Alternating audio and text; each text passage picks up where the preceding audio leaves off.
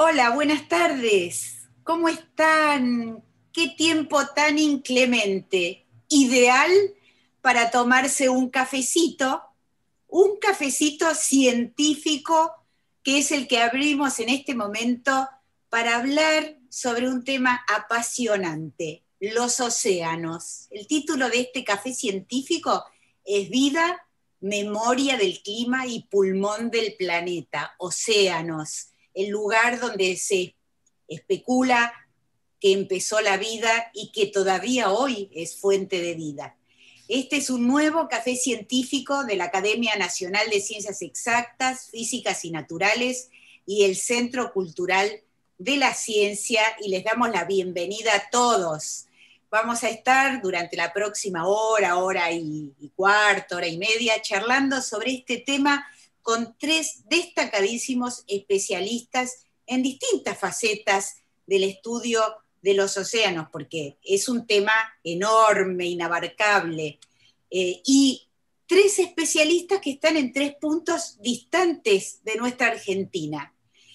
En Buenos Aires, el doctor Alberto Piola dirige la sección dinámica oceánica del Servicio de Hidrografía Naval, es asesor científico del régimen para el personal de investigación y desarrollo de las Fuerzas Armadas, investigador principal del CONICET y profesor titular de la de la Facultad de Ciencias Exactas y Naturales de la Universidad de Buenos Aires. Su investigación abarca la circulación oceánica de gran escala, el impacto que ésta tiene en el clima regional y global y en la fertilización del océano. El doctor Piola dictó cursos de grado y posgrado en la Universidad de Buenos Aires, en la Universidad Nacional del Sur, la Universidad Federal de Río Grande, en Brasil, la Universidad Federal de Paraná, en el mismo país, el Surface Ocean Lower Atmosphere Study Summer School y en el International Ocean Institute. Es miembro del Comité Asesor Científico de la iniciativa interministerial Pampa Azul, de la Comisión de Ciencias del Mar del CONICET, y coordinador del Grupo de Trabajo de Observaciones del proyecto Integrated Marine Biosphere Research, o INVER es la sigla. También es coeditor en jefe de la revista Marine Systems y editor asociado de Point Frontiers in Marine Science y de Ocean and Coastal Research, dos revistas científicas dedicadas a su especialidad. Desde Puerto Madryn tenemos a la doctora Mirta Lewis, doctora en Ciencias Veterinarias de la Universidad Nacional de La Plata, especialista en mamíferos marinos, investigadora principal del CONICET y directora del Centro de Investigación y Transferencia Golfo San Jorge. Su área de investigación es la ecología de mamíferos marinos. Desde hace más de una década, Mirta utiliza sus investigaciones con elefantes marinos, tecnología satelital para conocer cuál es su localización en el Atlántico sudoccidental y analizar su comportamiento en relación con las variables ambientales. Entre 2006 y 2021 fue responsable de la gestión de datos regionales de biodiversidad de la Plataforma Informática de Acceso Abierto de la UNESCO. Mirta Lewis es investigadora asociada en el proyecto antártico brasilero del Año Polar Antártico, durante el cual realizó 2 campañas de verano a la isla Elefante, integrante del Comité Asesor Científico Tecnológico de la Iniciativa Estratégica de Investigación Pampa Azul y coordinadora de la Comisión de Ciencias del Mar del CONICET. En 2014 recibió el Premio de Ciudadana Destacada en el campo de la ciencia, la tecnología y la cultura, otorgado por la Municipalidad de Puerto Madryn, que reconoció su trayectoria científica y educativa y su labor como directora del Centro Nacional Patagónico, y luego también en 2020 el Consejo Deliberante de Puerto Madryn le otorgó un reconocimiento en el marco del Día Internacional de la Mujer y la niña en la ciencia. Y desde Ushuaia tenemos al doctor Gustavo Ferreira, doctor en oceanografía. Es un oceanógrafo biológico especializado en ecofisiología del fitoplancton de ambientes costeros y oceánicos en altas latitudes. Sus principales intereses científicos son el estudio de los efectos de las perturbaciones que introducimos nosotros, los seres humanos, o sea, de origen antrópico, tales como el aumento de la radiación ultravioleta B, resultante de la destrucción de la capa de ozono, y los impactos del cambio climático en el plancton marino. El doctor Ferreira recibió numerosos premios en reconocimiento a su labor en ciencia y a su gestión de actividades científicas. En 1989 recibió la medalla del servicio en Antártida de parte de la Secretaría de Marina de los Estados Unidos y en 1990 la medalla del Congreso del mismo país en reconocimiento por su contribución a la exploración y logros científicos en colaboración con el Programa Científico Antártico de los Estados Unidos de América. En 2006 también recibió un reconocimiento por su contribución al desarrollo del Programa Antártico Argentino, entregado por el entonces vicepresidente de la Nación, Daniel Scioli. En 2014 fue incluido como miembro del Círculo de Excelencia de la Universidad de Quebec y en 2015 recibió el premio Raíces, en reconocimiento por su contribución a la colaboración internacional, y luego, ya más recientemente, recibió la nominación a la Orden de Palmas Académicas otorgada por el Ministerio de Educación del gobierno francés.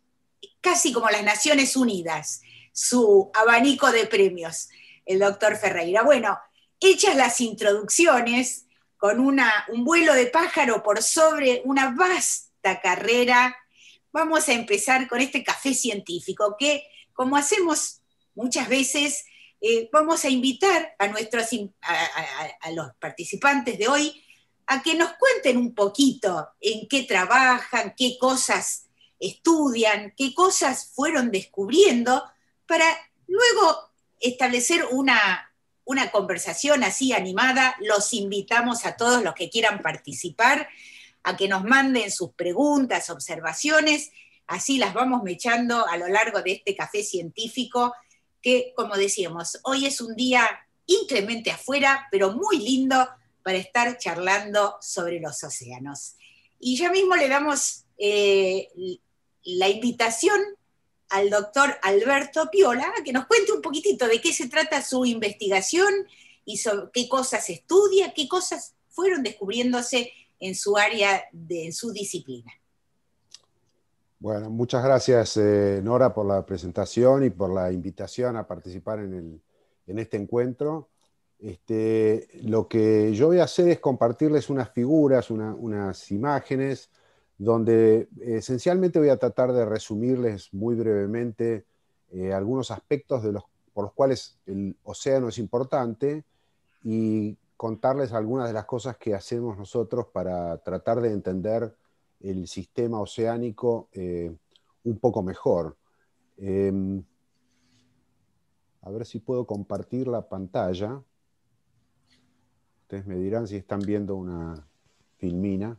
Sí, ahí lo vemos. Por lo menos yo lo veo fenómeno. Ok, perfecto. De lo que se trata esencialmente, en primera instancia quisiera destacar algo bastante básico, digamos, pero que se trata del balance energético de la Tierra, y en el cual el océano cumple un rol muy importante por las razones que voy a pasar a explicar enseguida.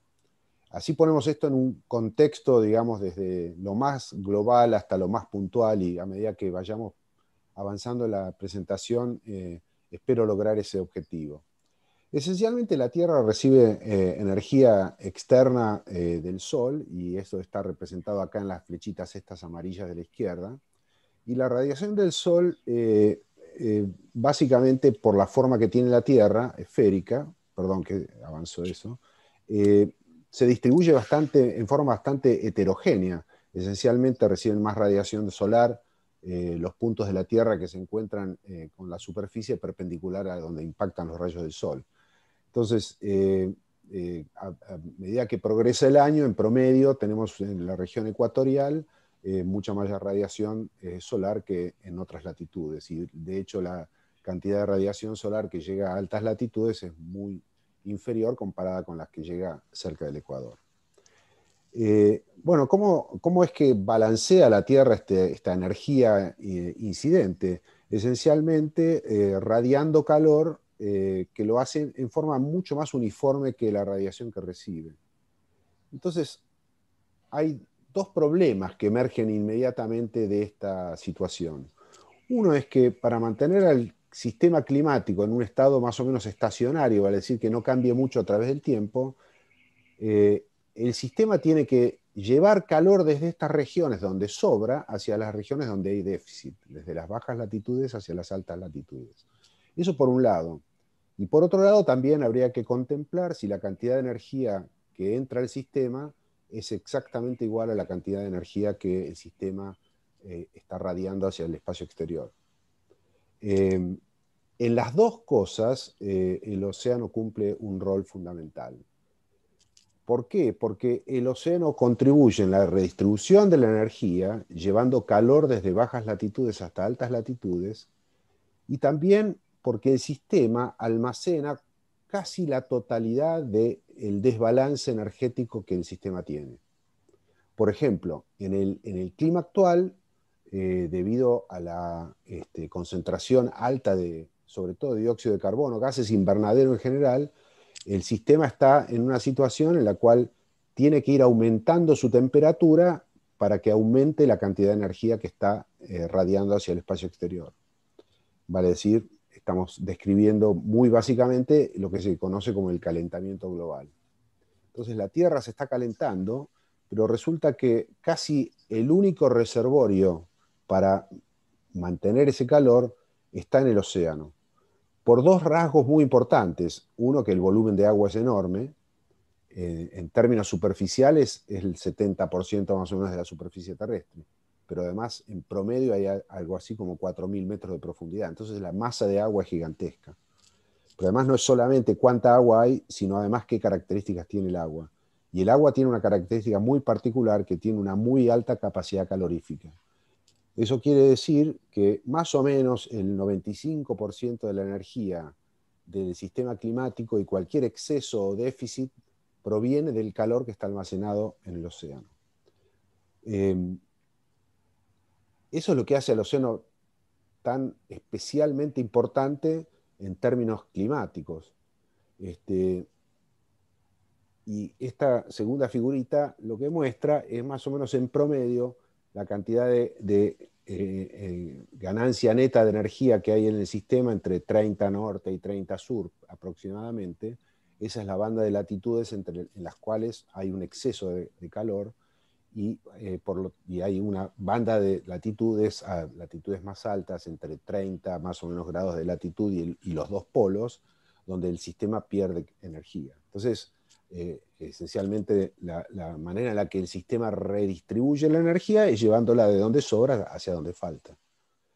Y cómo hace el océano y la atmósfera, básicamente son los dos que contribuyen en ese sentido. La atmósfera es tiene un rol un poco más importante en la redistribución del calor que en el océano.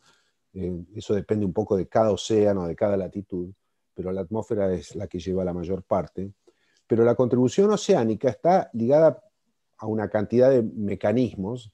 El más simple son las corrientes oceánicas y también la mezcla turbulenta que lleva aguas relativamente cálidas hacia lugares fríos y aguas relativamente frías hacia lugares cálidos. Si por ejemplo nos concentráramos en el Atlántico Sur, hay un sistema de corrientes que lleva aguas cálidas desde el trópico hacia latitudes altas y un sistema de corrientes que lleva aguas más frías hacia latitudes más bajas. Más o menos en la superficie lo que pasa es lo que está en esta figurita que está acá, con una especie de circulación antihoraria en latitudes medias y además también con agua que se infiltra desde el Océano Índico alrededor de África, que contribuye a modificar características del océano. En buena medida el viento es responsable de mantener este sistema de circulación, pero nosotros podemos cuantificar este sistema de circulación esencialmente colocando instrumentos que pueden medir la intensidad de las corrientes y la dirección de las corrientes, y además también la temperatura del agua. Esto no solo ocurre en la superficie, que es lo que más o menos muestra este gráfico, sino que también ocurre por debajo de la superficie. Y el Atlántico Sur en particular, lo que yo siempre me refiero en los cursos a nuestro barrio oceanográfico, en nuestro barrio ocurren cosas realmente únicas en términos de lo que pasa por debajo de la superficie. La estratificación vertical, el sistema de corrientes, es uno de los más complejos del globo en esta región. ¿Por qué? Porque recibe aguas muy frías y densas desde el Atlántico Norte, que fluyen hacia el sur.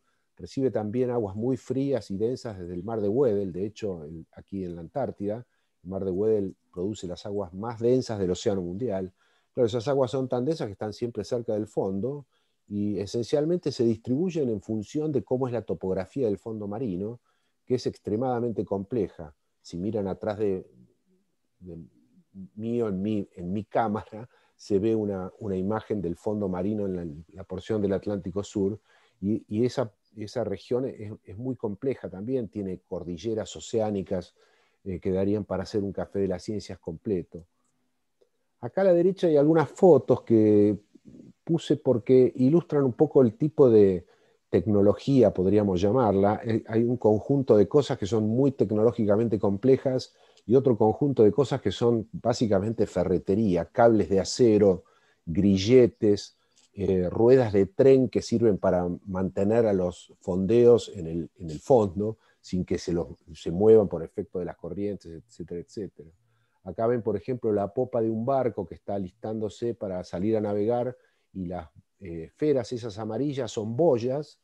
Esas boyas le dan flotabilidad a los conjuntos que se lanzan al mar, y en los cables que esas boyas sujetan se instalan los correntómetros, que son instrumentos que miden las corrientes, la intensidad, la dirección y la temperatura. Acá ven una segunda imagen, la del medio, donde se ve la popa del mismo barco, donde está instalándose uno de estos fondeos en el océano en gran profundidad. Imagínense que para poner instrumentos en una porción del océano que tenga 4 o 5 mil metros de profundidad, hacen falta esa cantidad de metros de cable para llegar a instrumentar desde la superficie hasta el fondo. Esta foto que está aquí abajo es otro de estos conjuntos de instrumentos. En este caso es uno que está directamente en el fondo, y algunos de estos instrumentos tienen características acústicas que permiten medir las corrientes hasta a más o menos unos cientos de metros de donde está el instrumento fondeado.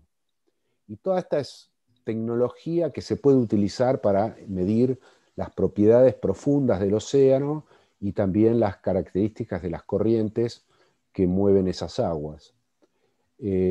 También el conocimiento está muy fuertemente basado en datos satelitales. Una de las observaciones dinámicamente más relevantes que tenemos hoy en día son los altímetros satelitales, que miden la elevación del nivel del mar, y a partir de esas observaciones se pueden estimar la dirección y la intensidad de las corrientes y los torbellinos que estas corrientes generan, cómo evolucionan a través del tiempo.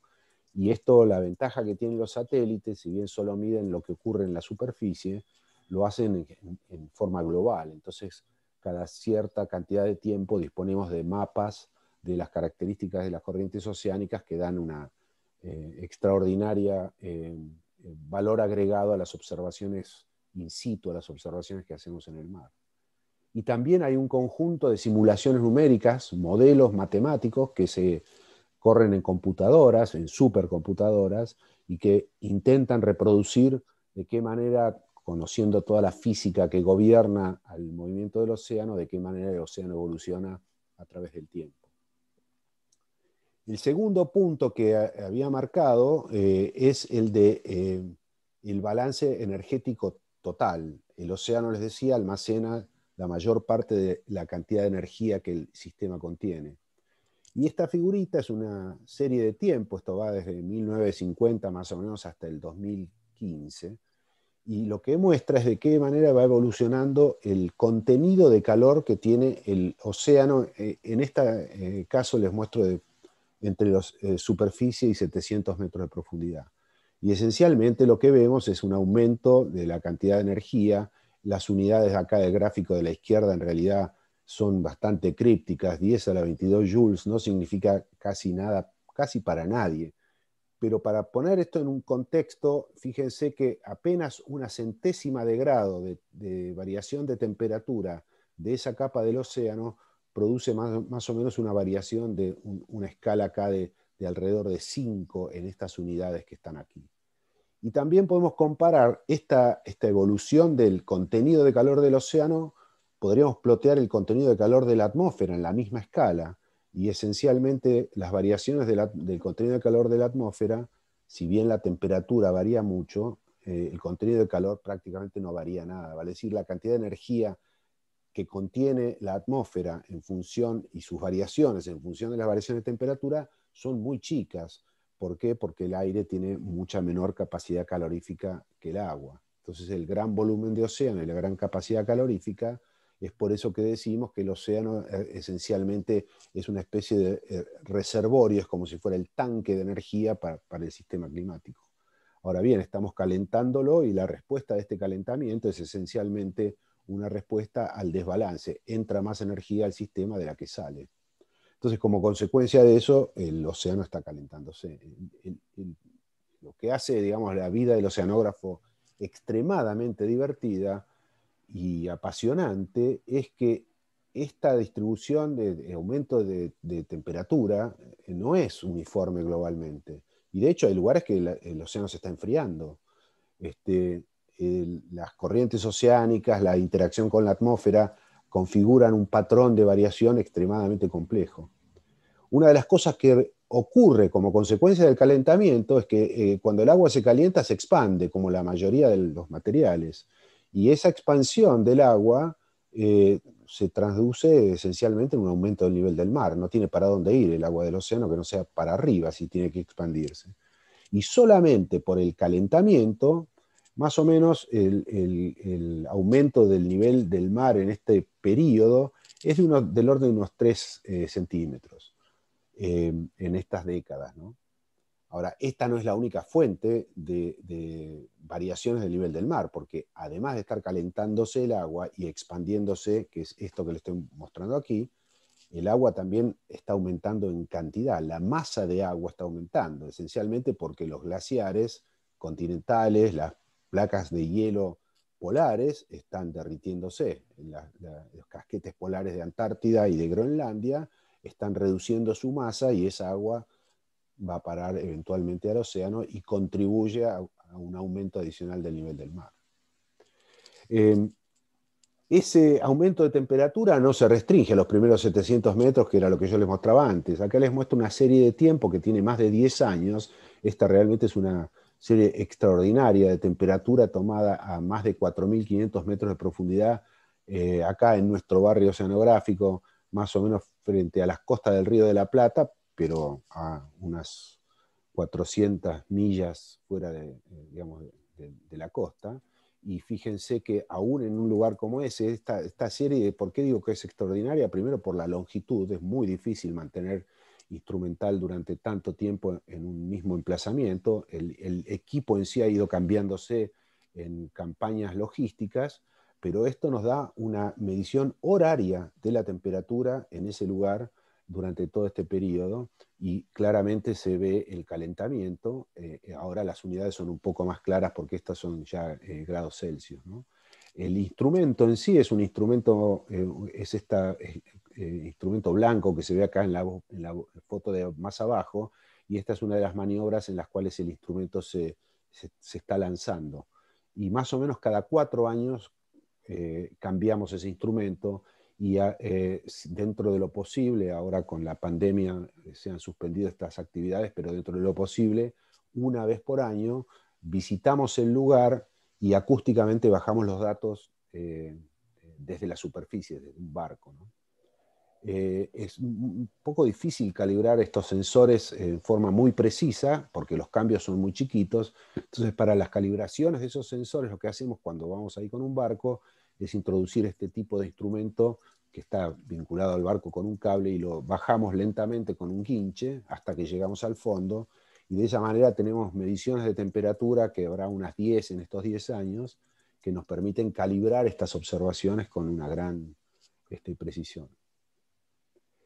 Y ya estoy terminando. Quería terminar con dos aspectos más en los cuales el océano es muy importante, y ahora Mirta y Gustavo van a expandirse sobre los aspectos biológicos en sí, pero los oceanógrafos físicos tendemos a invadir otras disciplinas, y es parte de lo que hace divertido nuestro trabajo.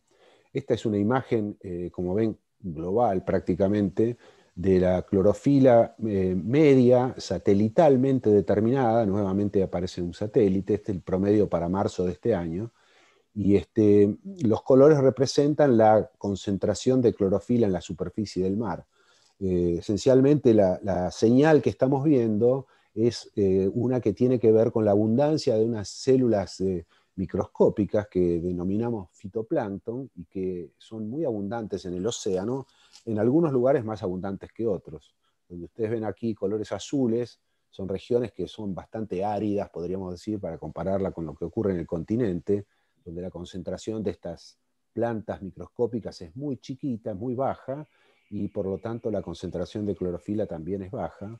Y cuando nos aproximamos al verde y eventualmente al rojo, y al rojo más oscuro, estamos entrando a lugares donde hay una gran abundancia de estas plantas, y la abundancia de estas plantas también se manifiesta en otros niveles superiores de la trama trófica. Vale decir que las plantas estas son comidas por animalitos muy chiquitos, y así eventualmente hasta que llega a los predadores tope, que son, incluyendo algunas especies que son carismáticas, como los elefantes marinos que estudia Mirta, pero arrancamos con el plancton, que es lo que estudia Gustavo justamente, ¿no? Y fíjense cómo esta región del Atlántico Sur tiene una enorme concentración de clorofila. Esta imagen de marzo es particularmente rica en ese sentido, porque esta área del océano mundial es muy productiva sobre los fines del verano, y a lo largo del borde del talud patagónico hay un florecimiento casi permanente. Acá hay un zoom de esa región y ven cómo se ven estas regiones rojas donde estas algas son muy abundantes. Y la importancia de estas algas es que producen fotosíntesis, y durante el proceso fotosintético liberan oxígeno y absorben dióxido de carbono. Vale decir que están jugando un rol importante en la modulación del clima. Absorben dióxido de carbono del agua, pero eventualmente le bajan la concentración al agua, y el agua termina absorbiendo dióxido de carbono de la atmósfera, hasta que se balancean las dos. Y en promedio el océano ha absorbido más o menos el 25% del carbono, dióxido de carbono antrópico, que fue liberado a la atmósfera desde el inicio de la revolución industrial. Vale decir que estamos cambiándole la química al océano lentamente, y produciendo oxígeno en el mismo proceso, y el oxígeno que nosotros respiramos, más o menos la mitad, viene de este proceso oceánico. Y yo voy a terminar acá, y le voy a ceder la palabra a mis colegas, que ya deben estar pensando que me estoy tomando más tiempo del que me correspondía. Alberto, una pregunta. Mirando esa maravillosa imagen satelital del fitoplancton y de la clorofila, la concentración en los océanos, ¿hay alguna explicación por qué se da esa distribución? Porque llama la atención que no se relaciona, o sea, hay mucha, por ejemplo, en aguas muy frías, cercanas a la Antártida, poca en aguas que uno pensaría que deberían ser más, entre comillas, productiva o más amigable para que se reproduzca este fitoplancton en zonas más tropicales. ¿Se sabe cuál es hay algún vínculo, alguna asociación entre la concentración de fitoplancton y tiene alguna cualidad el agua marina en esas zonas? Sí, sí, claro, por supuesto. Esencialmente lo que necesita el fitoplancton, y ahora me meto en el territorio de los demás, pero la pregunta me la hiciste a mí, así que yo voy a contestar. No importa, va a haber muchas preguntas para los demás también. El tema es el siguiente: el fitoplancton necesita luz para poder producir fotosíntesis y, digamos, de esa manera crecer, pero también necesita nutrientes, igual que las plantas continentales. Los nutrientes en las plantas continentales, bueno, si se trata de soja, los ponemos nosotros como fertilizantes, y si son bosques naturales, lo toman de la tierra. En el mar, la única fuente posible es los nutrientes nitratos, fosfatos, casi los mismos que usan las plantas continentales, son los que usa el plancton, y lo toma de lo que está disuelto en el agua.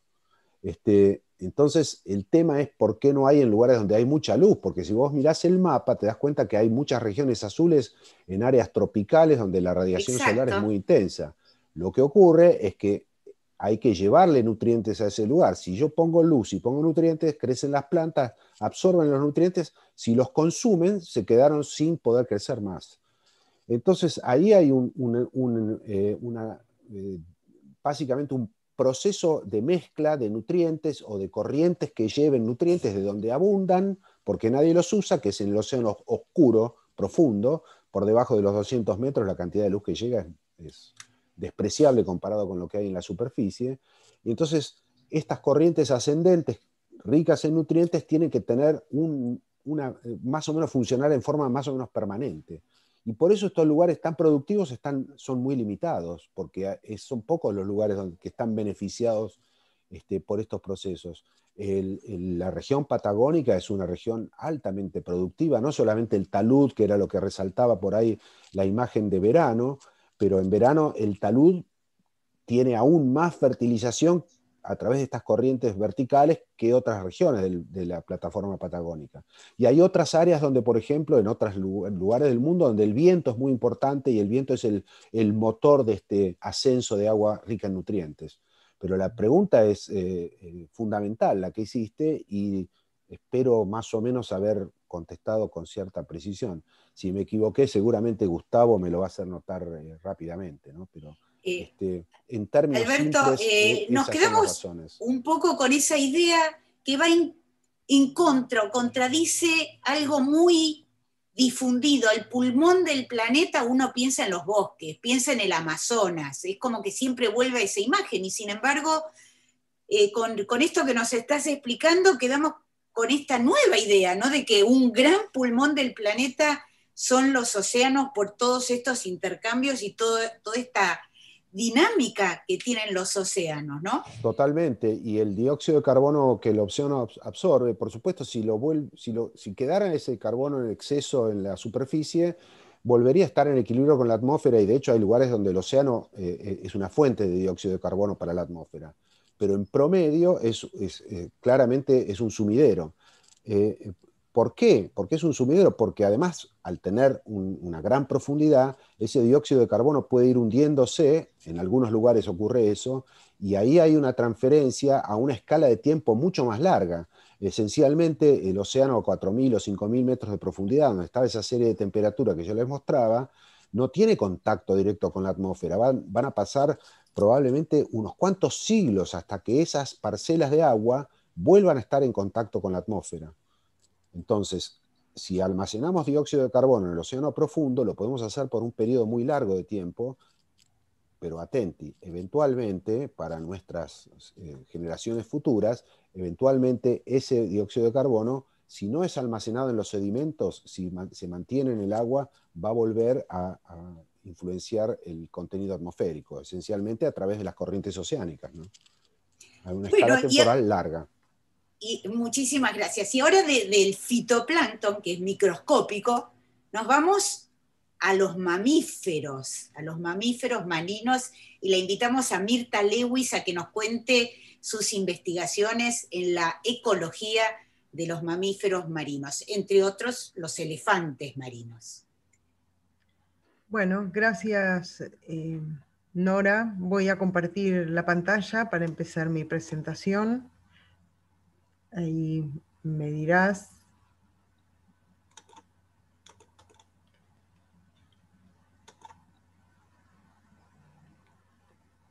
¿Estoy compartiendo cualquier cosa o no? No, a ver, sí, ahí está. Si la compartís Sí, sí. Ahí está. creo que hay eso, perfecto Ah, ahora, gracias. perfecto. Muchas gracias, Mirta. Bueno, vamos del fitoplancton a quienes se sustentan de ese fitoplancton y realmente no son solo las poblaciones humanas, también poblaciones animales de la costa patagónica, como son las aves y los mamíferos marinos. Esta es una foto satelital de clorofila en primavera, que es donde hay mucha diversidad animal en nuestras costas.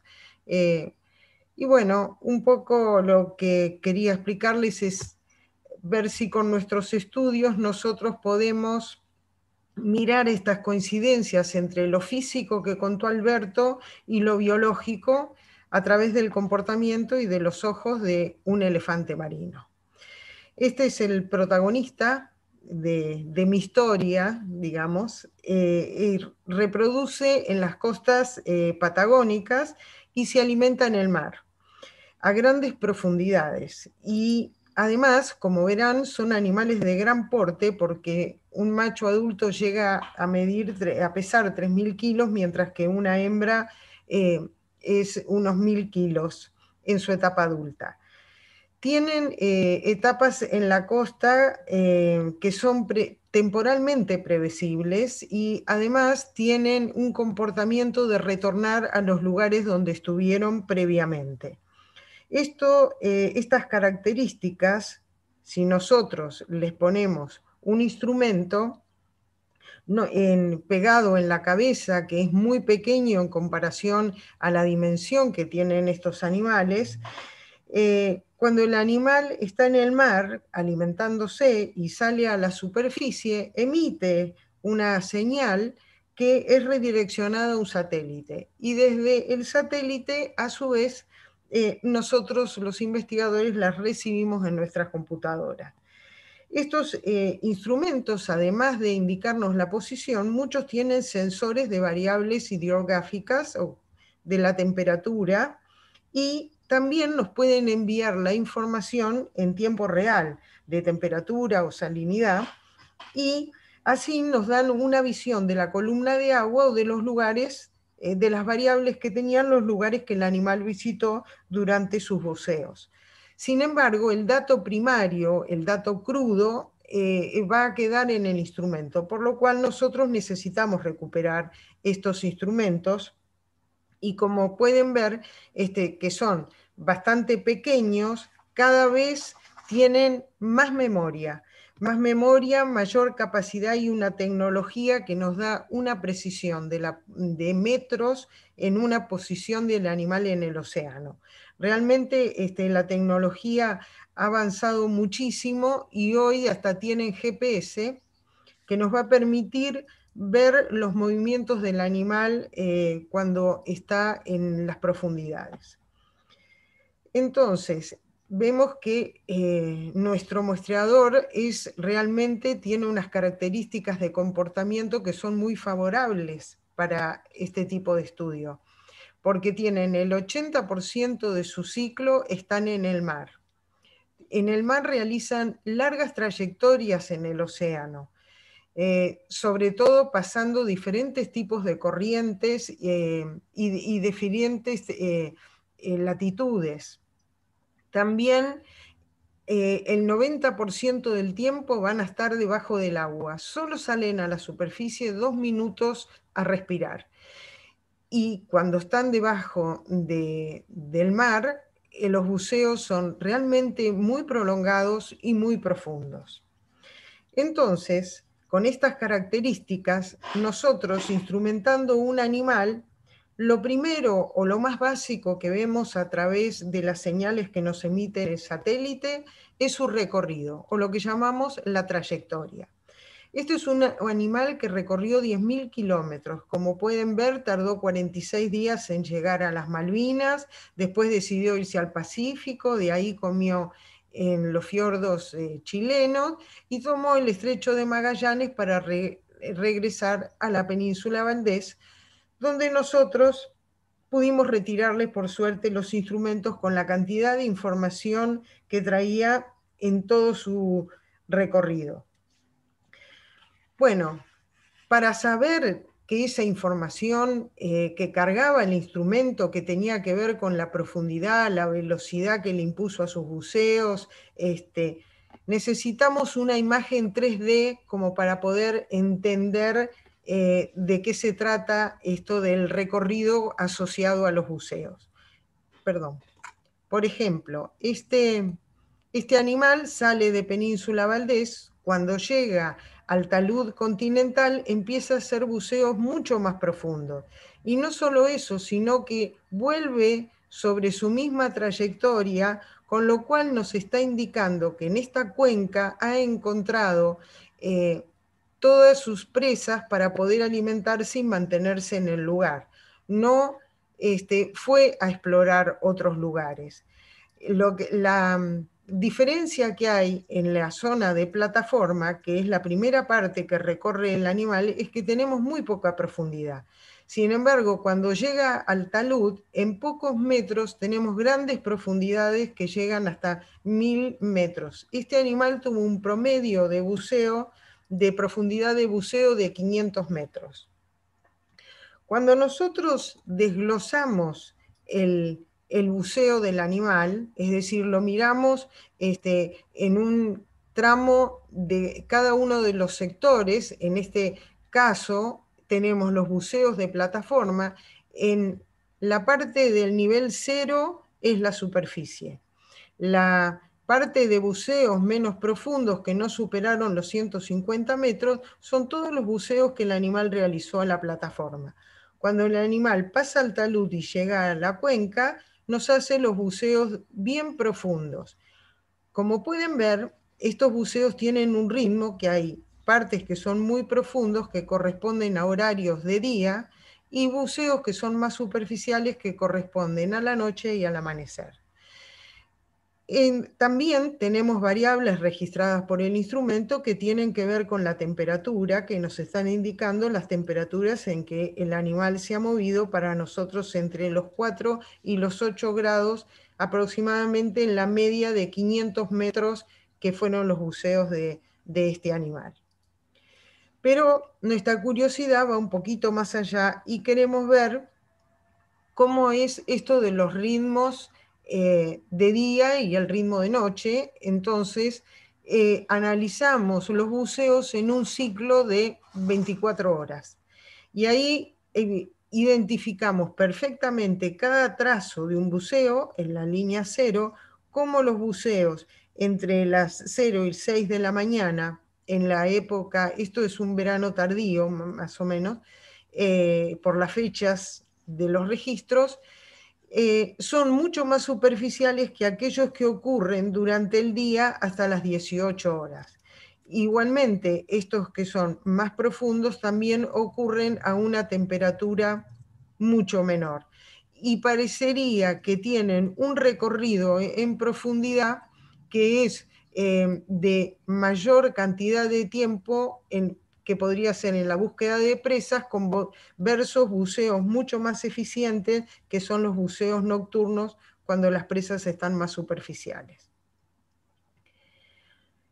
Pero tenemos equipos que son aún más sofisticados que los registradores satelitales, y que previamente le mostré con temperatura y salinidad, porque les agregamos otros sensores que tienen que ver con la salinidad, el oxígeno disuelto, intensidad de la luz, la velocidad que imprime el animal, para conocer así la búsqueda del alimento. Es decir, nosotros queremos saber en esos buceos que yo les indiqué que parecía que tardaba un poco más tiempo en el fondo del mar. Bueno, eso se puede verificar con la velocidad en la cual el animal le imprimió a ese buceo. El acelerómetro también nos indica eso, y un GPS para saber los movimientos. Y además una cámara de video que registra la captura de las presas. Entonces nosotros con esto tenemos un panorama mucho más detallado del buceo. Es decir, nos da una imagen 3D del buceo y no como las anteriores, que eran en un solo plano. Y aquí podemos observar este es el gradiente de velocidad, con una velocidad bastante baja, el animal desciende, no desciende en forma vertical, desciende casi en forma oblicua. Lo sabemos por las distancias que estamos midiendo acá, de acuerdo a la posición y al GPS que el animal tenía. Un recorrido en el fondo del mar, donde va imprimiendo distintos tipos de velocidades, y después un registro de ascenso que es bastante vertical, cuando llega a la superficie y envía al satélite su posición en el mar. Entonces, cuando nosotros ponemos una cámara a un animal, podemos interpretar este buceo con la ayuda de la imagen. Y eso es lo que yo quisiera mostrarles ahora. Ustedes van a ver el animal portando la cámara, perdón, ahí sucede. Portando la cámara en superficie hasta que empieza a sumergirse y la luz también empieza a disminuir, porque a 400 metros de profundidad donde fueron tomadas estas imágenes, ya prácticamente no hay luz y los destellos que estamos viendo son animales bioluminiscentes de las profundidades, que son las que el animal está persiguiendo, y podemos registrar los eventos de alimentación. Si ven que la cámara va iluminando sus bigotes cuando busca las presas, y escuchamos en el sonido cuando captura las presas. Bueno, eso era lo que les quería mostrar.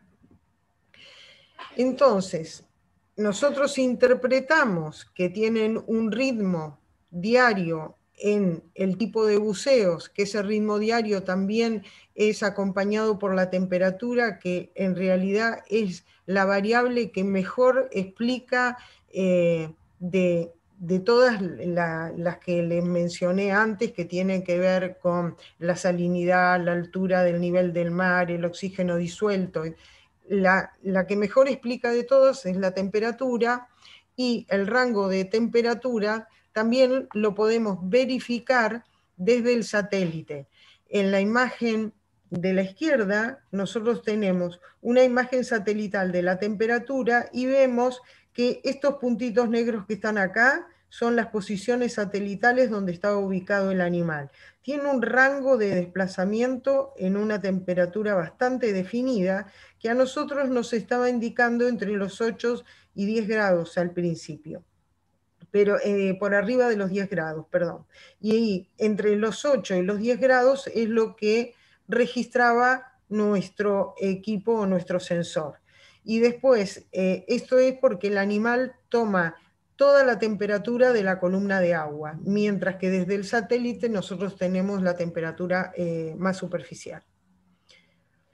Bueno, por las características que les mostré antes, nosotros podríamos considerar que los elefantes marinos son verdaderas plataformas de muestreo.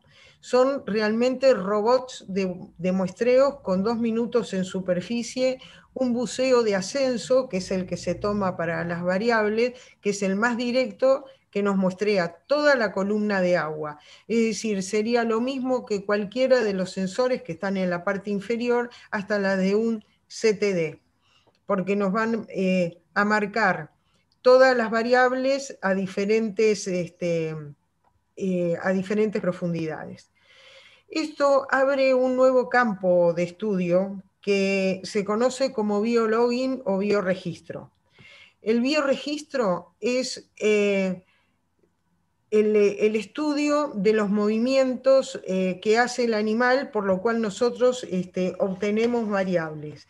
Es una interdisciplina en realidad, porque lo que hace es conjugar la tecnología, la ingeniería electrónica, en la tecnología que desarrolla la ingeniería electrónica, la ingeniería informática por las capacidades de almacenamiento y de procesamiento de toda la información que colectan y de la variedad que tiene esta información. También son un claro ejemplo de lo que se conoce como Big Data en la ingeniería informática, y además necesita de la ecología y de la biología para la interpretación de estos comportamientos. De esta manera, yo creo que se abre todo un campo nuevo de estudio en la interdisciplina, de las cuales creo que el elefante pasa a ser una de las especies en el mundo que se han sido más estudiadas con este tipo de tecnología entre las focas y los mamíferos marinos. Así que, bueno, muchas gracias. Gracias a vos, Mirta. ¿Esa sos vos la que está en la foto? Sí, sí, estoy haciendo un escáner del equipo que tiene el animal en la cabeza.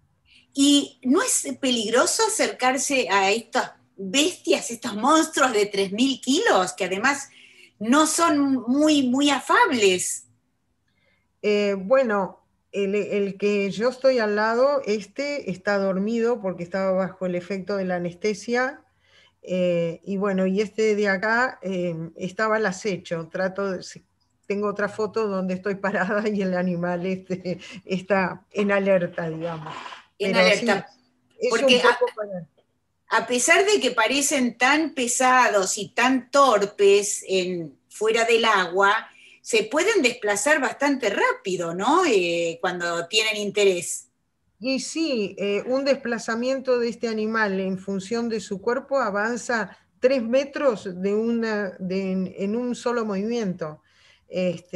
Así ¿Tres que metros? es y sí, porque es más o menos media vez su cuerpo. Estamos un animal de 5 metros más o menos. El de despertarse con las aletas apoya y avanza como si retara sobre la arena, pero pega un avance muy importante. Así que Ahora, son de temer. qué maravilla poder usar a estos animales, digamos, no necesitan nafta, no necesitan combustible, ellos solo digamos, exploran el agua oceánica sin necesidad de tan solo cumplir sus funciones vitales y al mismo tiempo nos están ofreciendo una cantidad de datos impresionantes. Exactamente, que permite después esto validar los modelos oceanográficos porque son datos in situ válidos, que también es posible validarlos y a su vez validar los modelos predictivos, ¿no es cierto? Porque tenemos los registros in situ en profundidades o lugares que a veces con los buques no se ha llegado o con las boyas no se ha llegado porque son lugares fijos. En cambio, ellos recorren todo el océano, al menos en el Atlántico Sur, y hay muchísimos registros. Bueno, nos están llegando muchos saludos desde distintas provincias. Chubut, Formosa, por ejemplo, también manda saludos desde Ecuador. Hola Ecuador, qué lindo, nos están escuchando y están siguiendo la charla desde allí, desde nuestros hermanos de Ecuador. Y una pregunta, ¿les afecta en algo a estos mamíferos marinos la presencia de todos los buques pesqueros del mundo que se estacionan frente a las costas? Se estacionan y además navegan, ¿no es cierto? Porque están pescando frente a las costas patagónicas. Bueno, la verdad que justamente los lugares donde está la gran pesquería de calamar, que es en toda la zona del talud, es justamente una de las zonas donde ellos más se alimentan, que es la foto que yo mostré con los buceos.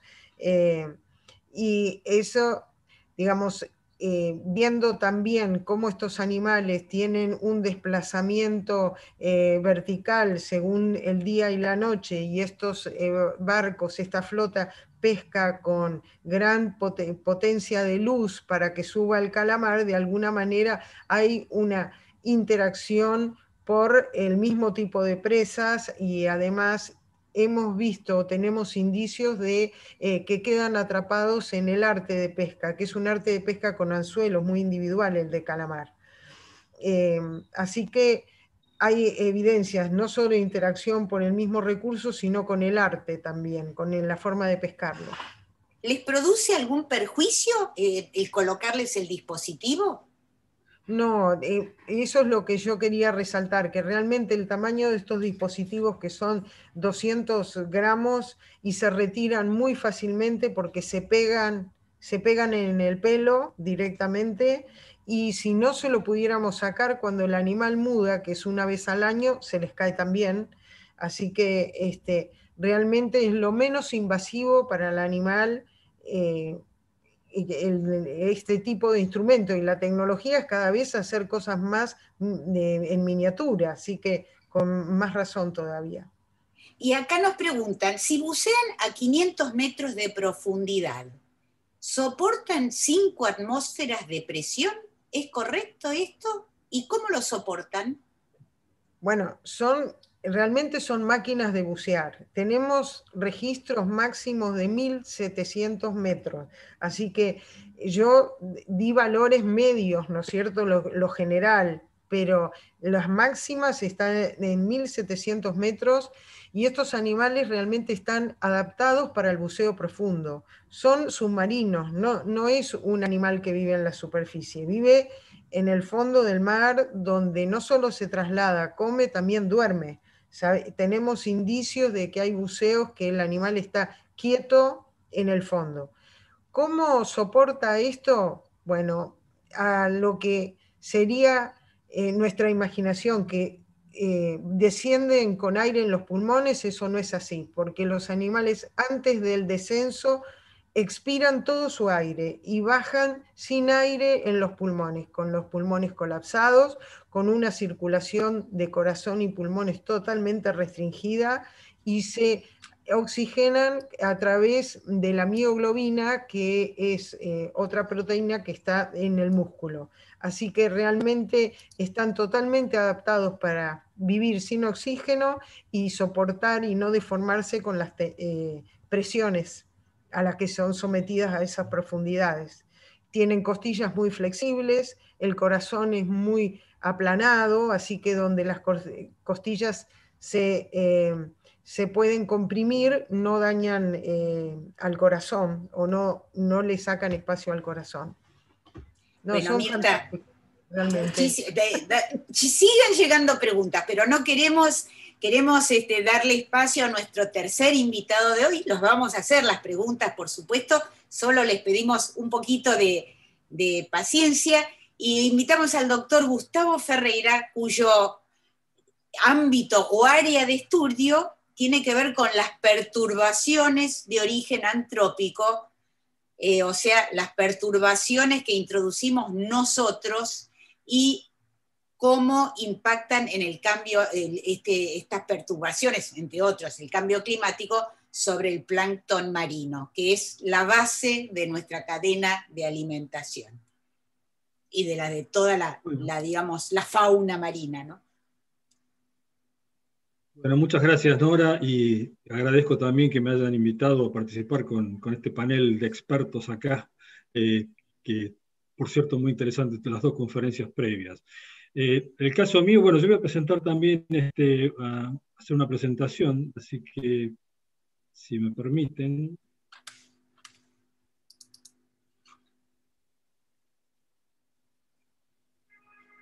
A ver.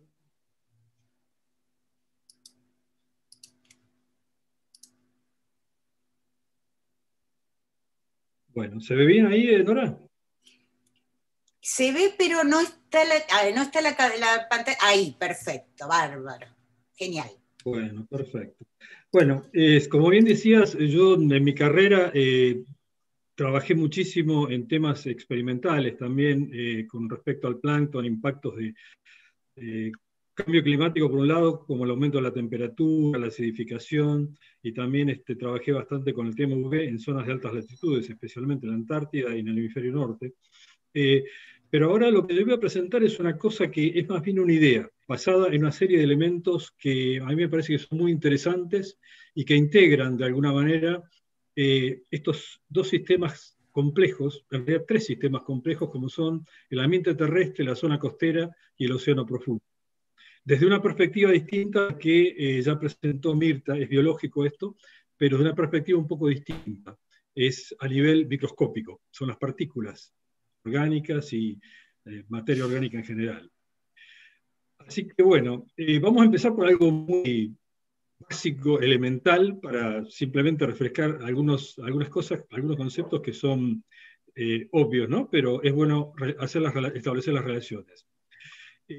Como bien explicó Alberto, los vegetales dependen del sol, de los nutrientes y del dióxido de carbono a través del mecanismo de la fotosíntesis, que es un proceso que a lo largo de la evolución ha cambiado muchísimo y ha dado resultados increíbles, de tal manera que logró que un grupo de organismos, como son los vegetales, se conviertan en la compuerta de entrada de energía a nuestro planeta. O sea que es la base, como vos bien dijiste, Nora, también, de la mayor parte de los ecosistemas y los sistemas vivos del planeta.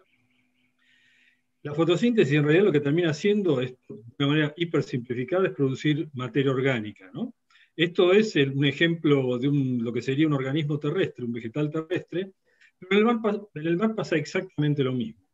Tenemos al fitoplancton, que son células, organismos microscópicos, con varias células coloniales.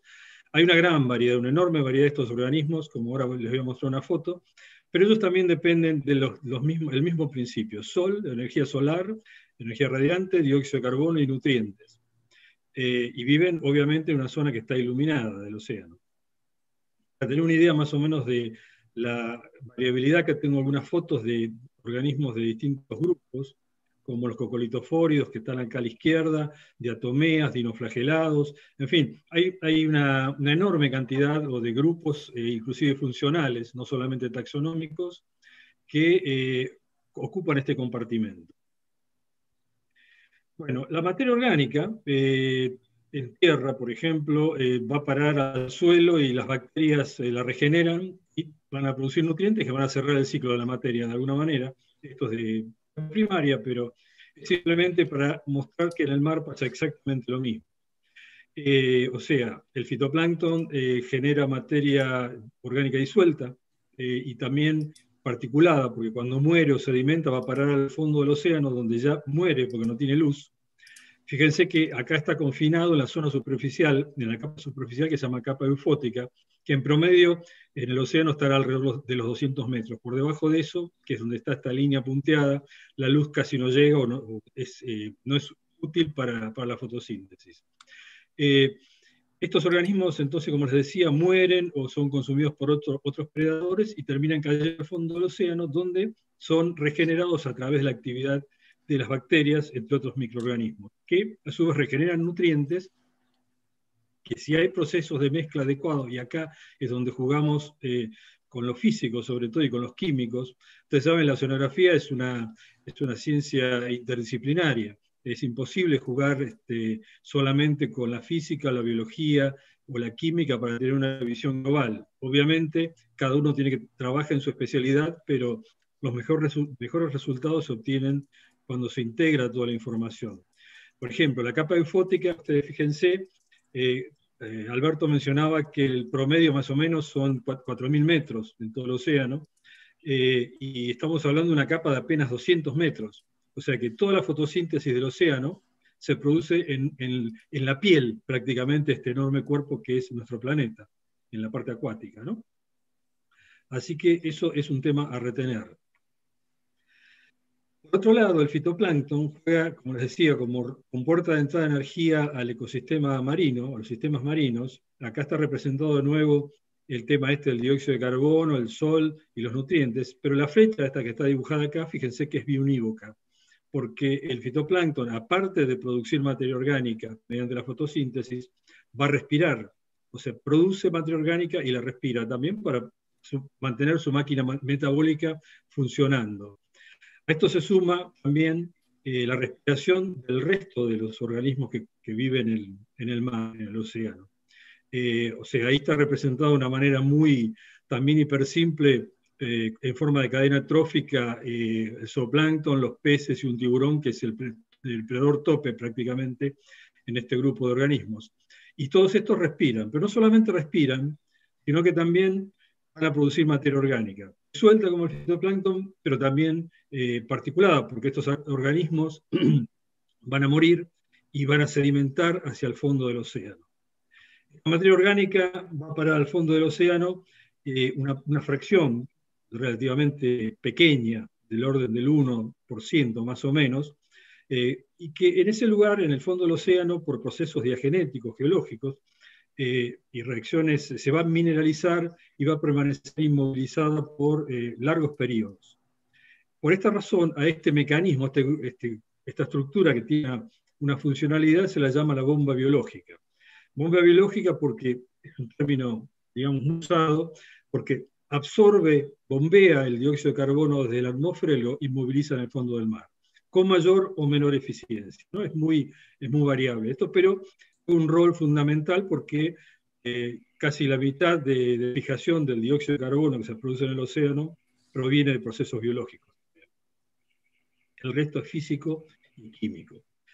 En este caso, esto es funcional cuando la relación entre la fotosíntesis y la respiración, que les acabo de mencionar, es superior a 1. O sea que queda una ganancia neta de materia orgánica, que es la que es exportada al fondo. Vamos a ver esto mismo en una perspectiva un poco más amplia. Por ejemplo, acá esta figura representa un perfil desde el ambiente terrestre, el ambiente, digamos, de la plataforma y las aguas profundas. Este es el talud. Y acá, bueno, aparece de nuevo nuestro amigo el fitoplancton, que junto con el resto hace su bombeo biológico. Pero resulta que en este sector, en el Gran Océano, ya hace unos cuantos años, Del Giorgio y Duarte, Del Giorgio es argentino y Duarte es español. Del Giorgio está en Canadá hace varios años trabajando.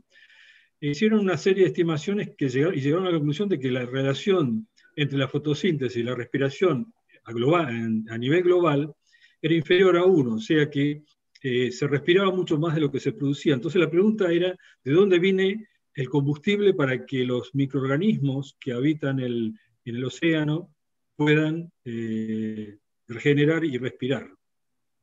Bueno, las primeras explicaciones vinieron por los aportes orígenos, o sea, la producción de materia orgánica terrestre, que era exportada por diversos motivos al mar, y era transferida, exportada también a su vez al océano profundo.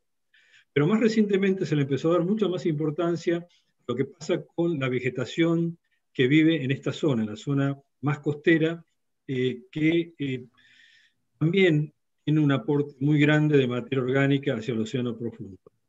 O sea que tenemos acá 3 bombas biológicas, una terrestre, una costera y una del océano profundo. Esto también ha dado a nacimiento un concepto que es algo así como la bomba biológica lateral, porque es unívoco, no es que sea para los dos lados, sino que simplemente va del lado izquierdo hacia el lado derecho de la imagen que estoy presentando en este momento. En este caso, la pregunta que subyace, y hay muchos estudios que están tratando de responderla, es si esta relación entre la fotosíntesis y la respiración está balanceada, debido al aporte de esta materia orgánica que viene desde la zona terrestre y la zona costera. Esto se lo ha dado a llamar el carbono azul, el blue carbon, en contraposición con lo que se llama el carbono verde, que es el carbono fijado por la biota terrestre. Lo interesante de esta historia es que en la componente del carbono azul, acá puse una tabla que es de Duarte del 2017, en esta tabla se muestran, digamos, los principales componentes de la fuente de carbono azul, que son las hierbas marinas, las seagrass, como se llaman, las macroalgas, los humedales y los manglares. Estos son los principales componentes vegetales que hay en las zonas costeras. Acá lo que se ve es que, bueno, hay una disparidad bastante grande, tanto en la biomasa, que es la fotosíntesis neta, perdón, que es lo que está acá a la izquierda, y el porcentaje ustedes lo ven, en el caso de las macroalgas es bastante reducido. Pero el tema interesante acá es que la exportación, el porcentaje de lo que se exporta desde esta zona hacia el océano profundo, el mayor porcentaje lo tienen las macroalgas. Eso es muy interesante por varias razones, ¿no? Por un lado, las macroalgas son un sustrato hacedor del ecosistema, estructurador de los ecosistemas costeros, pero por otro lado también están sosteniendo el ecosistema marino de altas profundidades. Y este estudio estuvo reforzado recientemente también por un grupo de investigadores que, aplicando técnicas de metagenómica, encontraron que a 4.000 metros, entre los 3.000 y 4.000 metros de profundidad, hay una gran cantidad de restos orgánicos provenientes de las macroalgas. O sea que esto, de alguna manera, verifica la hipótesis vertida en el trabajo anterior acerca de la exportación de las macroalgas, que era hecho una estimación, ¿no? Y otra cosa muy interesante es que el Atlántico Sur es el que presenta mayor diversidad.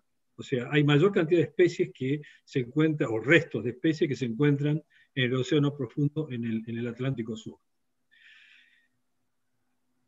La pregunta entonces que surge de toda esta historia es ¿cuál es el aporte del carbono verde y del carbono azul al balance global de nuestro planeta? Es una buena pregunta, es muy, muy amplia, ¿no? Es enorme, pero nosotros acá en la zona del Canal Beagle, en Tierra del Fuego, y las aguas que nos rodean, tenemos una especie de laboratorio natural. O sea, el ecosistema que está formado por la isla de Fuego, el Canal Beagle y el mar circundante, puede constituir algo que lo podemos interpretar como un laboratorio natural, porque tenemos todos estos componentes en distancias muy chicas. Y tenemos un instituto de investigación y 2 universidades que pueden ayudar a que esto avance en una investigación integrada, que puede ser muy interesante y aportar, digamos, a la modelización inclusive de los procesos de transporte de carbono que tienen que ver justamente con la fijación de carbono a nivel global, el sumidero de carbono. Por ejemplo, el canal está, toda la zona costera está tapizada, colonizada completamente por macroalgas. Acá está una que le dicen el cacheyuyo, el Macrocystis pirífera, que hay una foto submarina, la foto superior, y ustedes pueden ver en la foto inferior una imagen tomada desde un dron. Bueno, toda la costa del Canal Beagle, norte y sur, está tapizada por este tipo de comunidad. Estos organismos obviamente van a morir o van a, digamos, producir materia orgánica que va a ser exportada y muy probablemente vaya a parar superficialmente exportada fuera del canal y una parte hacia el fondo.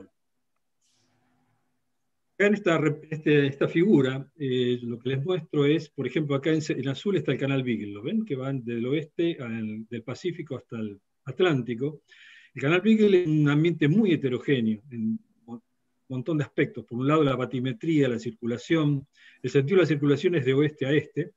Y en el oeste hay una enorme influencia de los glaciares, del lado chileno, que arrastran muchas partículas de origen inorgánico, mientras que del lado argentino, a nuestro lado, es más bien materia orgánica aportada por los ríos. Acá obviamente tenemos los bosques cordilleranos, y en la punta de la provincia, de la isla, están las turberas. Hay una gran cantidad de turberas que son fijadores de carbono y de materia orgánica y probablemente exporten una parte significativa a través del agua de escorrentía. Lo que se ve en la flecha amarilla es, de alguna manera, simplificada también. No quiero pasar por encima de lo que ya ha expuesto Alberto, que es mucho más detallado, pero el movimiento superficial de corrientes, motorizado por un lado por la corriente circumpolar, la corriente del Cabo de Hornos también, y la flecha roja es la hipótesis que ahora vamos a explayar un poco más por qué razón pensamos que es así, de exportación hacia el fondo, hacia la parte profunda en la zona de Yaganes. Acá hay un área marina protegida que ha sido creada recientemente, luego de la Mucuraban-Cumuru, que está acá al este. Entonces, lo que les voy a mostrar es una animación de unos derivantes que tiramos hace un año y medio más o menos en la zona del Canal Beagle, para que tengan una idea del recorrido que tienen. Fíjense, en el gradiente de rojo hasta azul están representadas las temperaturas en la región, y esto es lo que fue pasando durante 5 meses, más o menos, con los distintos derivantes, creo que eran 12, que fueron desplazándose hacia el este.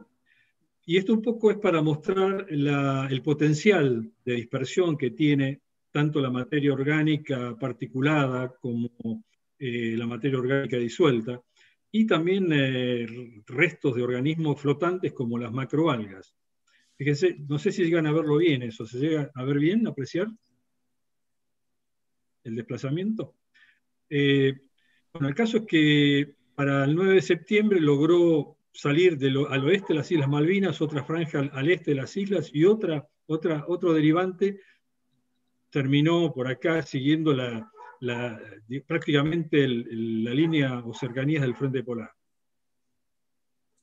Así que esto, de alguna manera, era para mostrarles una comparación, simplemente. Esto son resultados de un trabajo del equipo de Alberto, que simularon liberar partículas marcadoras en el sur, en el oeste, y la trayectoria que siguió en ese modelo estas partículas basada en datos físicos, obviamente.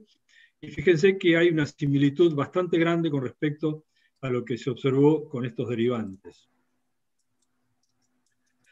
El otro tema que quería mencionar así brevemente es la exportación a grandes profundidades. Acá uno de los factores que tal vez tenga más incidencia son los cañones submarinos. A lo largo del talud continental de Argentina hay una gran cantidad de cañones, y acá en Tierra del Fuego hay también un sistema que está ubicado a la salida de la isla. Fíjense, acá hay una figura de un trabajo ubicado este año. Esta es la punta de la isla donde se encuentra una gran cantidad de ríos que aportan justamente al canal, a la salida del canal, y es la zona de mayor concentración de turberas. Esto, de alguna manera, tiene un aporte de materiales que provienen de tierra, y acá está representado en las flechas que están a la izquierda lo que veía del canal Beagle. Bueno, el sistema de cañones, acá están representados 4 que son los más importantes. Más o menos se dirigen de esta manera todos hacia la zona del Yagán, del sector Yaganes. ¿Qué tiene de interesante esto? Los cañones son de alguna manera aceleradores del transporte, porque en esta zona suele acumularse agua de grandes contienen, y se producen como grandes derrumbes a gran velocidad que arrastran una masa de partículas enorme, entre las cuales están las partículas orgánicas también. Así que de esta manera, este podría ser el vínculo que terminaría exportando buena parte del carbono producido por las macroalgas y por los ecosistemas terrestres de esta zona hacia las aguas profundas, donde, bueno, sería el bombeo biológico de alguna manera que estamos hablando, ¿no? Para finalizar, rápidamente, un par de fotos de una campaña que hicimos en 2019, una campaña conjunta con Chile, en la que participó universidades de Chile y también el Instituto Nacional de Investigación y Desarrollo Pesquero, que puso el barco el Víctor Angelescu, que es un hermoso barco, muy bien equipado, que estuvimos estudiando el fenómeno de acidificación acá en el canal Beagle, y también todos los procesos de transporte de partículas. La bomba biológica, colocamos trampas de sedimento, medimos todos los parámetros que se puedan imaginar necesarios para responder esta pregunta dentro del canal. Así que este marco de referencia que les comenté es una idea más que nada que estamos trabajando, que tiene que ver también con Pampa Azul, porque en Pampa Azul estamos viendo la posibilidad de ampliar un poco las áreas de interés que tiene la iniciativa. Y esta región, bueno, es un candidato, digamos, privilegiado para esto por las razones que les explicaba, y que, bueno, como decía hace un rato, yo creo que es un hermoso laboratorio natural con todas las condiciones para hacer un gran experimento de terreno y medir los procesos de transporte del dióxido de carbono hacia el fondo del océano. Bueno, esto sería lo que tenía para contarles de mi parte. Bueno, muchísimas gracias, Gustavo, interesantísimo. Y ya nombramos varias veces este proyecto Pampa Azul, que es el proyecto, diríamos, más ambicioso que tiene en este momento el país en materia de estudio del océano. Sabemos que la presión humana, pero también el cambio climático, están modificando sustancialmente la diversidad de la vida terrestre. ¿Pasa lo mismo también con estas partículas que ustedes estudian tan en detalle por la enorme función que que tienen en los distintos aspectos de la vida, en la atmósfera, en el oxígeno, en el dióxido de carbono, ¿también están tan afectadas por el cambio climático? Sí, sí, totalmente. En este momento hay unos cuantos resultados que llevan hacia eso. Uno de los efectos que tiene el aumento de la temperatura es el aumentar la estratificación en la columna de agua, o sea, reducir, como decía Alberto también, digamos, el intercambio de nutrientes entre las aguas profundas y las aguas de superficie iluminadas. Eso hace que baje la concentración de nutrientes significativamente, no solamente eso se observaba más que nada en las zonas ecuatoriales, pero se observa en otros lugares también. Lo que resulta de esto es que las células que van a ser más exitosas para captar nutrientes, los pocos nutrientes que quedan, son las más chiquitas, porque tienen una superficie relativa mayor. Entonces lo que te va a producir es un cambio en el largo plazo en la estructura de tallas dominante. Hay algunos resultados observacionales que muestran eso ya. Pero eso no solamente baja la eficiencia del bombeo biológico de dióxido de carbono, porque estas células tienden a estar y reciclarse en las aguas superficiales, no a sedimentar aguas profundas, sino que también te cambia la dinámica con los niveles tróficos superiores. Porque los organismos que habitan en el océano están habituados a capturar ciertos tamaños de presa. No solamente la calidad de la... Ahí se congeló un poquito la imagen. A ver si podemos recuperarlo a Gustavo. Probablemente haya tenido un problema de transmisión. Hacemos otra pregunta mientras tanto. Volví. Volvió. Bueno, a ver. Estaba diciendo que no solamente ese es el problema del transporte de carbono, sino que está en los niveles tróficos superiores, porque los organismos están adaptados a capturar tamaños definidos de presa. Por ejemplo, te doy un ejemplo muy simple. El krill, que habita en la Antártida, consume grandes células. Cuando aparecen células más chiquitas es menos eficiente. Entonces la capacidad de reproducción, de progresar del krill es mucho menor. Vos pensás que el krill es el nudo gordiano en el ecosistema antártico, porque todo el mundo se alimenta del krill, hasta los humanos. Las ballenas no tienen, por ejemplo, alimento de alta calidad que lo pueda compensar. Así que bueno, hay un montón de efectos como estos dos que te acabo de mencionar, que te podría seguir contando, pero sigamos adelante. Bueno, muchísimas gracias. Seguimos con las preguntas del público. En la plataforma continental argentina, ¿cuál es la forma de vida que se haya encontrado a mayor profundidad hasta el momento? Tal vez Mirta, bióloga, tiene la respuesta.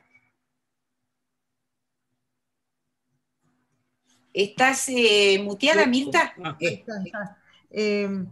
No, que en la plataforma tenemos un máximo de 200 metros de profundidad, es decir, es bastante homogénea, excepto algunos cañadones, pero después el tipo de peces y fauna bentónica, que está compuesta por los langostinos, vieiras, son las especies, pero digamos, hay otras profundidades, pero no está, si se refiere, están fuera de la plataforma, las que yo mencioné.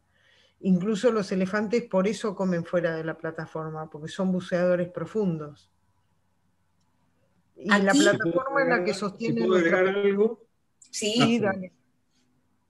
En el fondo, lo que domina, bueno, aparte de todo lo que es microorganismos, ¿no? Tenés muchos filtradores, son los que filtran partículas que se producen en las aguas superficiales. En las aguas profundas, en el océano profundo, son dominantes, pero también las aguas costeras son muy importantes. O sea que tal vez lo que vive más abundante en la zona del talud, en el límite, sean gran cantidad de filtradores, que están al límite de la capa eufótica, de la zona de donde llega la luz. Pero hay vida todavía a miles y miles de metros de profundidad, 5.000 metros de profundidad, aunque no haya luz, hay vida todavía. A 11.000 metros hay vida. Y Sí. en la dorsal medio atlántica, que tenés temperaturas increíbles porque es un gran volcán eso, ¿no? ahí a la espalda de Alberto, si se corren, la van a poder ver, la dorsal.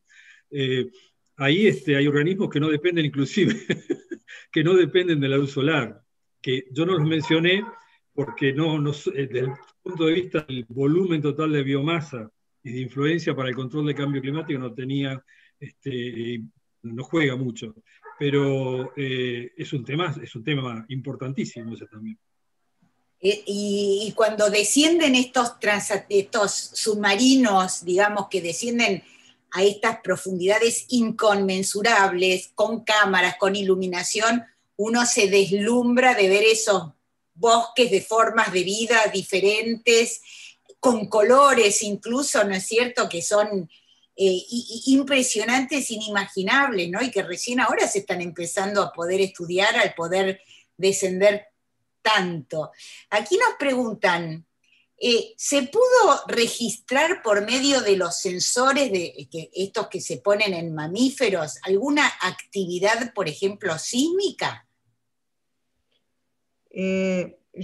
Nosotros no identificamos eso, pero necesitaríamos trabajar con sensores acústicos o lo que hacen acústica pasiva, ¿no es cierto? Y también no es simplemente registrar un sonido distinto, sino que tenemos que tener una biblioteca, lo que se dice la biblioteca de sonidos marinos de la forma natural, para poder después diferenciar cuáles son los que pertenecen a lo que puede ser una prospección o algo alterado por el ser humano. Tenemos la línea de base. Igualmente acá en la Argentina hay un grupo en Buenos Aires que está estudiando, está armando la biblioteca de sonidos de distintas partes de la plataforma y del talud, de la plataforma sobre todo. Y esta es una pregunta delicada. ¿Cuáles son los principales desafíos que se les presentan para que los tomadores de decisión consideren su conocimiento científico, y yo agrego, y lo aprovechen? Podemos responderte a coro, pero dejémosle a Alberto, seguro tiene muchas cosas para decir. Dale, Alberto.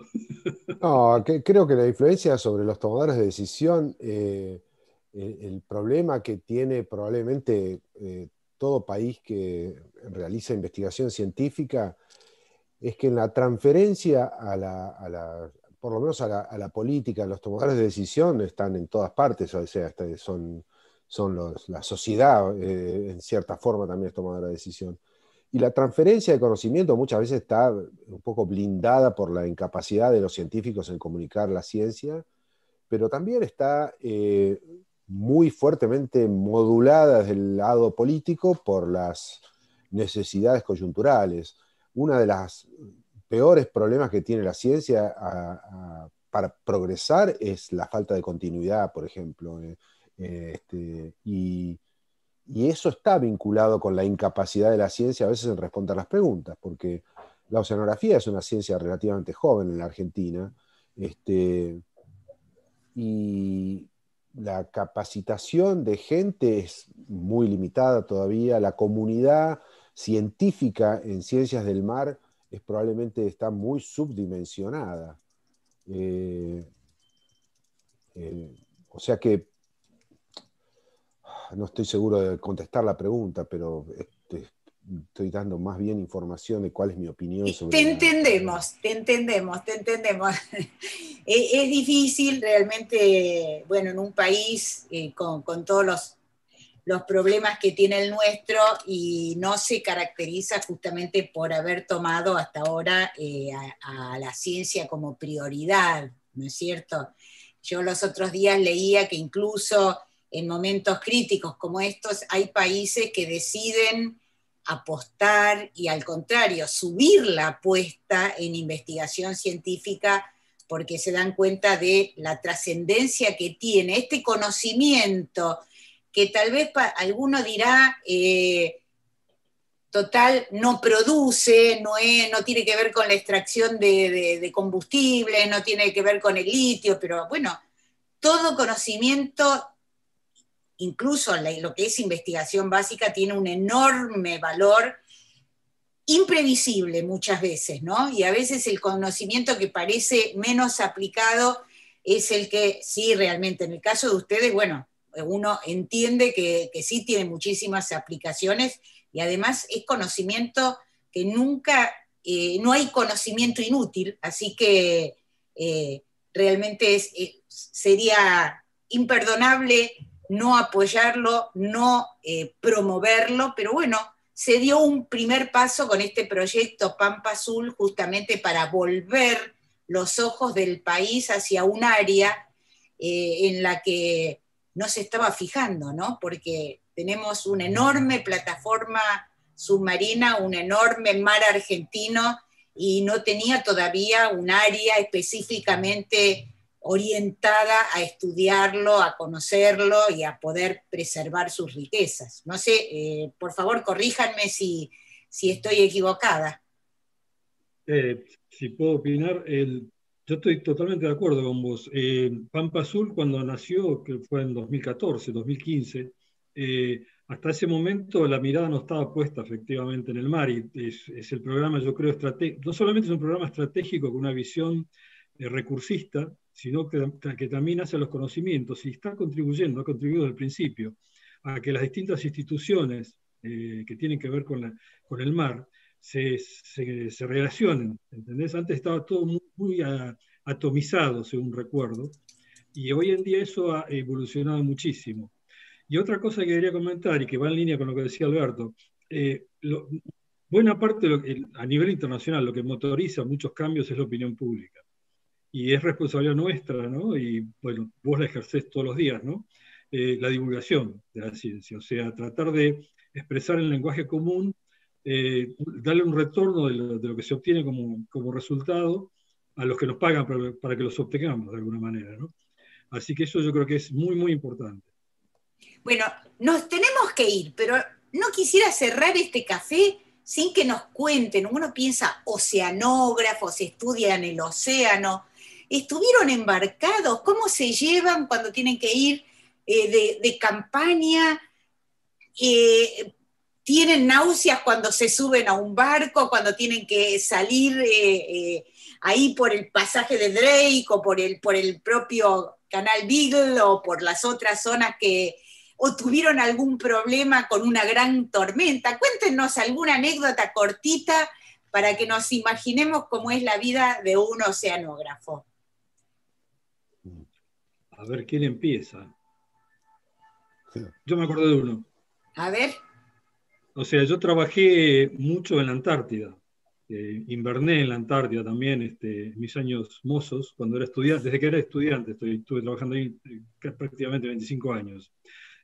Una de las campañas que estuve en la base Palmer de Estados Unidos, en el Polar Duke, nos traía, es un buque que se llama Polar Duke, que cruzamos el pasaje Drake con muchísimo movimiento, y cuando entramos al canal Beagle, hay una zona que es muy angosta, que el viento soplaba de costado, y bueno, se comió el fondo el barco. Esa fue una experiencia única, porque fue a las 3 de la mañana, yo me acuerdo que volé de mi cucheta, estaba durmiendo, y se prendieron las luces de emergencia, inmediatamente el barco se empezó a inclinar. Afortunadamente todos los sistemas de control, de avería, de bombeo de agua, todo eso funcionaba muy bien, pero igual no hicimos abandono, pero estuvimos a punto de hacer abandono hasta que vino un buque chileno, creo que fue, no chileno primero, después vino un buque argentino, que estaba más cerca porque fue frente a Puerto Williams. Y bueno, ahí bajamos. O sea, fue una experiencia, digamos, no recomendable. No, pero, para nada. Para contarlo a los nietos. ¡Qué miedo, por favor! Me dijeron que para cruzar el canal de Drake hay que atarse a la cucheta, no sé. Perdón, el pasaje de Drake, sí, que tiene olas muy, muy altas, ¿no? Sí, sí. Mirta, Alberto, ¿alguna anécdota que se recuerden? En general, no, dale, Mirta. Sí. No, yo mucha experiencia embarcada no he tenido. He hecho los embarques para ir a la Antártida. El pasaje de Drake siempre se llevó las mejores anécdotas, quería yo obtener la foto de la ola más grande cruzando el barco y personal civil, todo el mundo adentro de los camarotes, así que imposible tomar mi fotografía, pero de todos modos, creo que el ambiente o la experiencia de estar embarcado es realmente único, hay camaradería, uno trabaja en distintos proyectos, se colabora, realmente me resultó una experiencia, eh, digamos, interesante y todo un desafío, porque uno hace de todo arriba del barco, ayudando a los otros proyectos, ¿no? Cuando tiene tiempo libre en el propio. Así que, bueno, esa es no es anécdota, es más que nada una experiencia. Y por otro lado, quería comentar que en base a tu pregunta sobre nuestra responsabilidad de comunicadores, también Pampa Azul está haciendo muchísimo para que nosotros podamos comunicar nuestra ciencia a través de Tecnópolis, de distintos programas, bueno, un poco el C3, y eso también nos dio mucha presencia afuera del país, a presencia con este programa, ¿no? Para presentarnos ante otros colegas, y para nosotros es toda una oportunidad también eso. Bueno, Alberto, te cedo porque la No, un palabra. comentario nada más. Sí, yo sí he navegado mucho y es una vida bastante sacrificada, pero al mismo tiempo es sumamente inspiradora. Las campañas largas que duran muchas semanas, uno cuando terminan siempre dejan un poco un rastro de nostalgia, porque por lo menos a los que no sufren navegando, siempre son experiencias súper positivas, ¿no? Desde el punto de vista profesional, humano, creo que son experiencias fantásticas. Este, y si uno tiene oportunidad de navegar en barcos de otros países, uno realmente aprende de la cultura y son experiencias donde sacados nosotros de nuestro ámbito habitual, de nuestra vida social y familiar, transportados a esos lugares un poco exóticos, con mucha demanda de trabajo, con mucho esfuerzo, a veces 15 horas o más de trabajo por día, donde a veces la comida no es lo mejor del mundo, y sin embargo se tejen lazos humanos y profesionales realmente fantásticos. Bueno, les agradecemos muchísimo que nos hayan regalado estos minutos.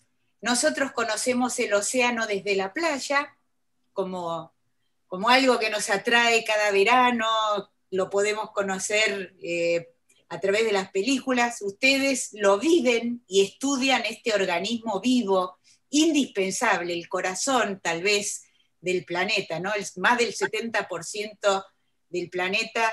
Así que ha sido un paseo apasionante, este café científico dedicado a los océanos, vida, memoria del clima y pulmón del planeta. Hoy estuvieron con nosotros Alberto Piola, director de la sección dinámica oceánica del Servicio de Hidrografía Naval, Mirta Lewis, investigadora principal del CONICET y directora del Centro de Investigación y Transferencia Golfo San Jorge, y el doctor Gustavo Ferreira, oceanógrafo biológico especializado en ecofisiología del fitoplancton de ambientes costeros y oceánicos en altas latitudes. Muchísimas, muchísimas gracias a todos ustedes y muchísimas gracias a todos los que nos acompañaron. Mi nombre es Nora Bar, soy periodista científica y este fue un nuevo café científico de la Academia de Ciencias Exactas, Físicas y Naturales y el Centro Cultural de la Ciencia. Muchísimas gracias y nos encontramos la vez que viene con otro tema fantástico para seguir aprendiendo más sobre la ciencia de nuestro planeta.